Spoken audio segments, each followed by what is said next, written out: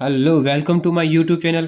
जैसे कि आप दिख ही रहा होगा, मैं पढ़ूंगा राजस्थान। ठीक है, आज हम स्टार्ट करेंगे राजस्थान से। फर्स्ट टॉपिक है पाषाण काल। पाषाण काल का समय माना जाता है 2,50,00,000 ईसा पूर्व से लेकर 1,000 ईसा पूर्व तक। यह है पाषाण काल का समय। अपन पाषाण काल को तीन पार्ट में पढ़ेंगे। कौन कौन से? पूरा पाषाण काल, मध्य पाषाण काल और नव पाषाण काल। कौन कौन से? पूरा, मध्य और नव पाषाण काल।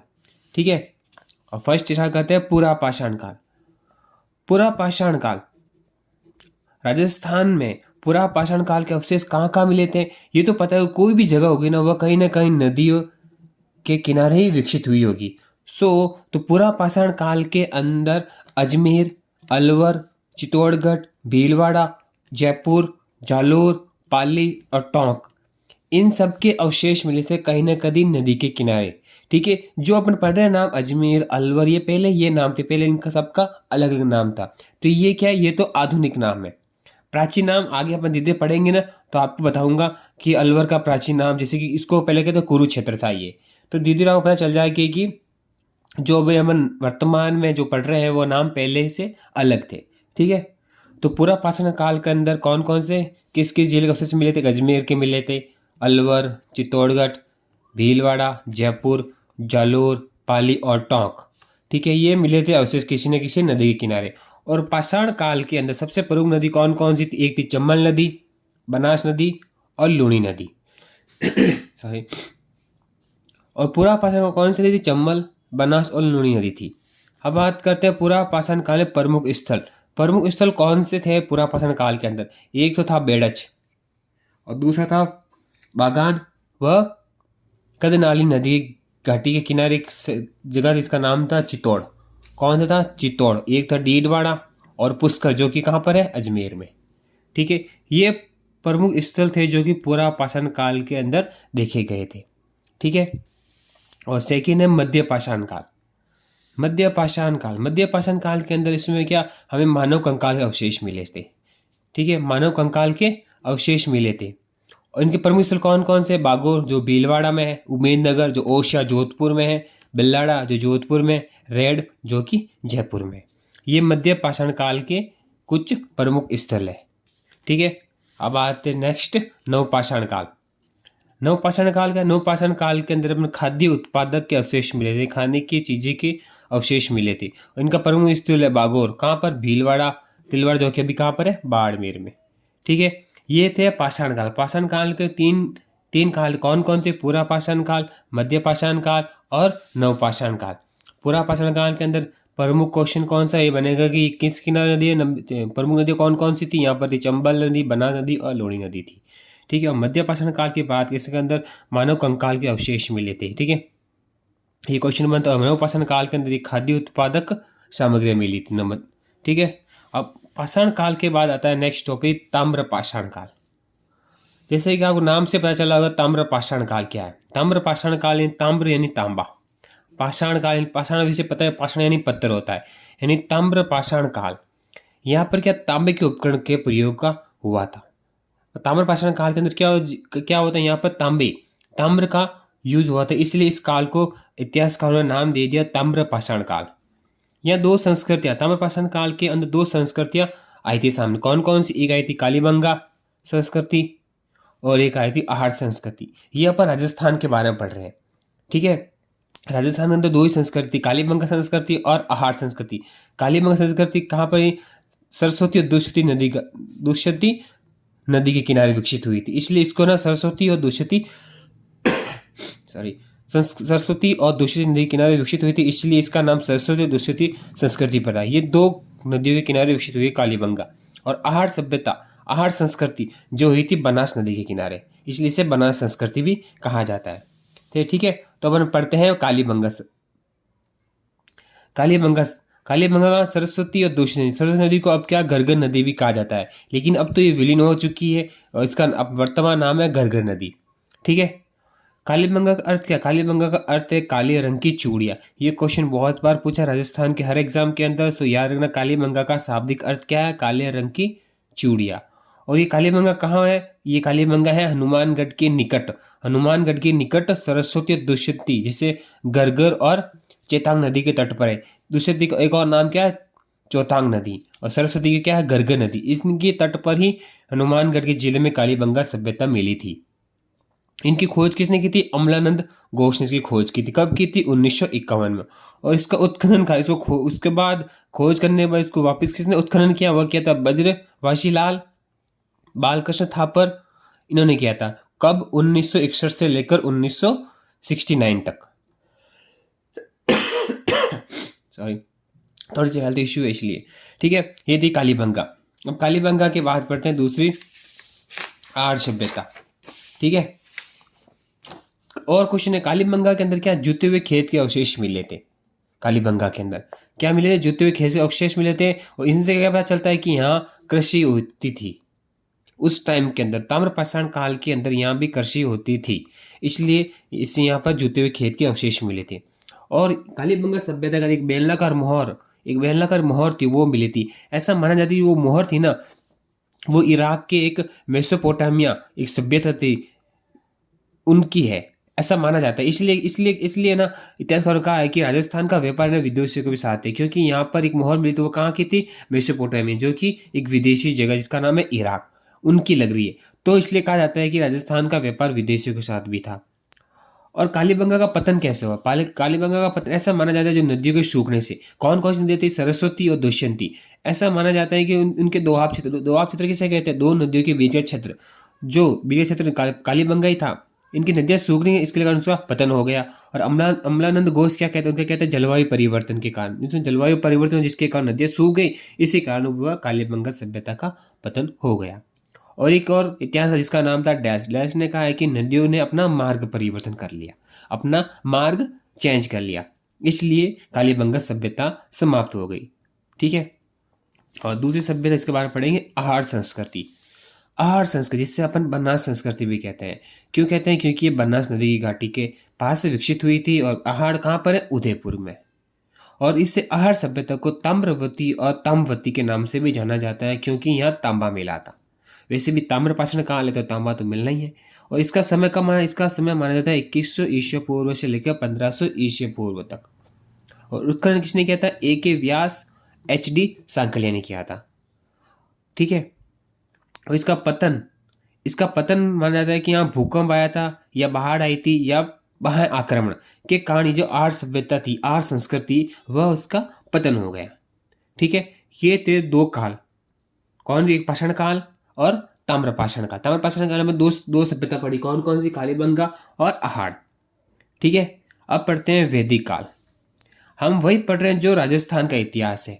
मतलब जिस जिस काल के अंदर राजस्थान के कुछ स्रोत मिले हैं ना, उनके थ्रू अपन राजस्थान का इतिहास पढ़ रहे हैं। जैसे कि पाषाण काल के अंदर राजस्थान कहाँ कहाँ मिला था, जैसे कि राजस्थान अजमेर के बारे में पता चला था, ऐसा कुछ हुआ ना, तो वो पढ़ रहे थे। ठीक है, जैसे कि और पढ़ा था नहीं, जैसे कि देखो वापिस पाषाण काल में क्या, पूरा पाषाण, मध्य पाषाण काल, ये भी इतिहास ही है, लेकिन ये राजस्थान के टाइम के बाद, राजस्थान में इसी टाइम में कहाँ पर क्या चीज मिली थी। पूरा पाषाण काल है, चंबल नदी बना थी, जो कि अब राजस्थान के अंदर है ना, तो यहाँ मिली थी। फिर मध्य पाषाण काल के अंदर मालव कंकाल मिले थे, कहाँ पर, ये भीलवाड़ा, ये पूर्व स्थल थे।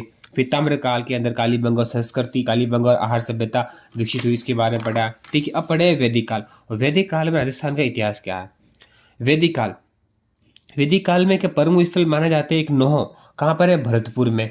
एक है जोधपुरा, जो कहाँ है, जयपुर में। एक विराटनगर, कौन सा, जयपुर। सुना झुंझुनू, ये चार, भरतपुर, जयपुर और झुंझुनू, ये जो चार जिले ने वैदिक काल के टाइम के अंदर इसको बताया गया। मतलब ये चार जिले थे राजस्थान के, जो वैदिक काल में इसका उल्लेख है। इसलिए अपन पढ़ रहे हैं वैदिक काल के अंदर राजस्थान की कौन से जिले थे, कौन सी रियासतें थी, जिसके बारे में अपन पढ़ सकते हैं। तो ये थी।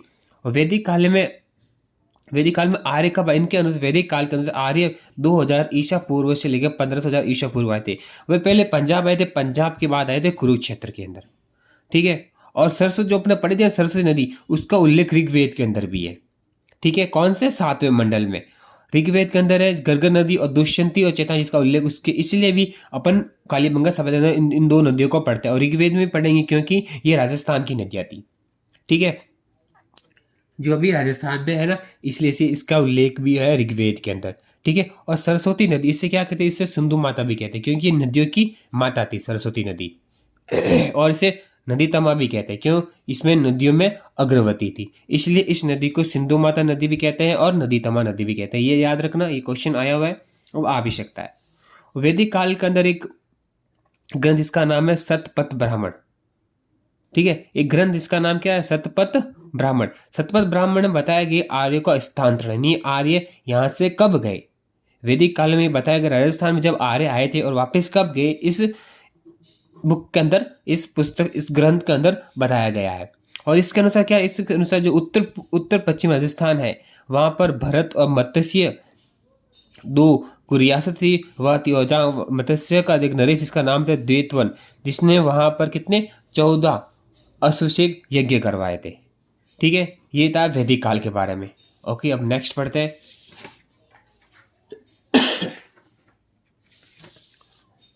और एक चीज याद रखना, अपन रामायण सॉरी, थोड़ी सी तबीयत खराब है इसलिए, बट मैं सोचा कि आपके लिए तबीयत खराब, कोई ना, आपको पढ़ा ही देता हूँ। रामायण, रामायण किसने लिखी थी? रामायण लिखी थी वाल्मीकि ने। ठीक है, ऐसा माना जाता है जब भगवान राम को वनवास हुआ था ना, तो वो है ना राजस्थान के जयपुर में एक रात गुजारी थी। इसलिए अपन रामायण में कुछ बातें पढ़ रहे हैं कि राजस्थान के किस जिले के अंदर किस जगह अब यहाँ से गुजरे थे, यहाँ रुके थे, यहाँ कुछ भी जो कुछ भी किया था, ऐसा देखते हैं। ठीक है, तो भगवान राम कहाँ रुके थे? जयपुर में रुके थे। जब उनको वनवास हुआ ना, तब वह एक रात जयपुर रुके थे। और ऐसा माना जाता है जो दक्षिण सागर था, तो भगवान राम ने कहा था कि मुझे सेतु बना दो ताकि मैं इसको पार कर सकूं। ठीक है, लेकिन दक्षिण सागर ने क्या किया, इसने इसको मना कर दिया कि तुम मेरे ऊपर नहीं बना सकते सेतु। फिर आया भगवान राम को गुस्सा, उन्होंने क्या, एक अमोघ बाण था, अमोघ बाण चलाया दक्षिण सागर के अंदर, जिससे वो पूरा सूख गया। फिर वो भगवान राम वहां से चले गए। तो इसलिए ऐसा कहा जाता है कि जहां आज राजस्थान के अंदर रेगिस्तान है, वहां पर पहले कभी क्या था? समुद्र था। ऐसा माना जाता है, किसके अनुसार? रामायण के अनुसार। ठीक है, रामायण में ये कुछ राजस्थान का हिस्सा है जिसका इसमें उल्लेख हुआ है। फिर बात करते हैं महाभारत। महाभारत, महाभारत किसने लिखा? महाभारत को लिखा था वेद व्यास ने। ठीक है, इस महाभारत के अंदर ऐसे जैसे कुरु, जिसे मैंने कहा था अलवर, अलवर का उत्तरी भाग, उससे पहले क्या था? उसका प्राचीन नाम था कुरु। और जो बीकानेर और जोधपुर का उत्तरी भाग, उसको पहले कहते थे झांगल देश। और जयपुर का उत्तरी भाग उसे कहते थे मत्स्य देश। और सूरसेन, जिसको भरतपुर, धौलपुर, करौली कहते हैं आज, वो पहले क्या था? सूरसेन था। और चित्तौड़गढ़ के निकट को उससे क्या था? मध्यमिका। ठीक है, ये 5 जो है जगह, वो पे राजस्थान के अंदर ही थी, जो प्राचीन नाम अब चेंज हो गया। ठीक है, जो कुरु का राजा था, वह महाभारत के युद्ध में कौरवों की ओर लड़ा था, ऐसा माना जाता है। जो कुरु, जो हमारा राजस्थान का एक जिला है अलवर, जिससे प्राचीन टाइम उससे कुरु कहते थे, वहां का एक राजा था जो है ना महाभारत के युद्ध में कौरवों की ओर से लड़ा था। ठीक है, और एक और जगह जिसका नाम है मत्स्य देश, जो जयपुर का उत्तरी भाग है। ऐसा माना जाता है कि महाभारत के जो थे, वो यहाँ रुके थे। और वहाँ का क्या है, मत्स्य देश के राजा था जिसका नाम था नरेश विराट। उसने ना महाभारत के युद्ध में युधिष्ठिर था ना, उसकी ओर से लड़ा था, और उनको वीरगति प्राप्त होगी। इसको? नरेश विराट को। ठीक है, ये थे महाभारत में राजस्थान के कुछ उल्लेख। फिर पढ़ते हैं महाजनपद। आपको पता है कि इतिहास के अंदर 16 महाजनपद हुए। ठीक है, इनका महाजनपद उल्लेख कहाँ मिलता है? बौद्ध रचना अंगुत्तर निकाय और जैन रचना कौन सी? भगवती सूत्र। ये 2 ग्रंथ है, उनमें है ना पता चलता है कि 16 महाजनपद हुए थे। उनमें से 2 थे, कौन से? एक था मत्स्य, एक था अवंती। वो कहाँ है? राजस्थान के अंदर स्थित है। ठीक है, मत्स्य का नरेश कौन था? विराट। इसने राजधानी कौन सी बनाई थी? विराटनगर, जयपुर। विराटनगर को क्या विराट और बैराट भी कहा जाता था। और इसके शाखा है ऊपर मत्स्य और वीर मत्स्य। और ये दूसरी कौन सी जगह थी? अवंती। अवंती को भी 2 भागों में, उत्तरी अवंती और दक्षिणी अवंती। उत्तरी अवंती की राजधानी क्या था? उज्जैनी। और दक्षिणी अवंती की राजधानी था महेशमती, जो अपने पढ़ते हैं बाहुबली वाला महेशमती। ठीक है, और अवंती का नरेश जिसका नाम था चंद्रप्रगोट, जो कि महात्मा बुद्ध का क्या था? समकालीन था। इसलिए अवंती के अंदर बौद्ध धर्म का प्रसिद्ध केंद्र माना जाता है। ठीक है, और ऐसा माना जाता है कि मगध में नरेश हो जिसका नाम था शिशुनाग। शिशुनाग ने क्या किया, शिशुनाग जो कि मगध का राजा था, नरेश था, इसने क्या किया, अवंती को अपने अंदर मगध में मिला लिया था। इसके इसका बाद इसका उल्लेख नहीं होता, ऐसा माना जाता है। ठीक है,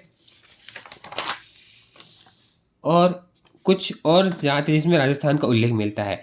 327 ईस्वी में, 327 ईस्वी में सिकंदर एक नाम का महान था, जिसने आक्रमण किया था कहाँ पर, पंजाब पर। तो पंजाब में कुछ राजा थे, वो वहां से भागकर, कुछ राजा कुछ वंश जो भागकर राजस्थान आ गए थे। राजस्थान में एक मालवा वंश थे, मालवा वंश ने क्या, जयपुर नगर में वहां पर रुके थे। ठीक है, उसने ब्राह्मण, वो कौन से, तो ब्राह्मण धर्म के अनुयायी थे। उन्होंने 130 ईस्वी पूर्व 400 ईस्वी पूर्व तक स्वतंत्र रहा था। फिर एक शिबी वंश आया था, जिसने चित्तौड़गढ़ में रुके थे, और अर्जुनायन आए थे वंश, और योद्धे वंश आए थे। अर्जुनायन कहाँ रुके थे, भरतपुर और अलवर रुके थे, और योद्धे कहाँ रुके थे, गंगानगर और बीकानेर। ठीक है, ये हो गया राजस्थान के कुछ बारे में। अपन कल पढ़ेंगे मौर्य काल, यानी मौर्य काल के समय कौन सा हिस्सा राजस्थान का मौर्य काल में उल्लेख है। ओके, तो ठीक है, चलते, ओके बाय।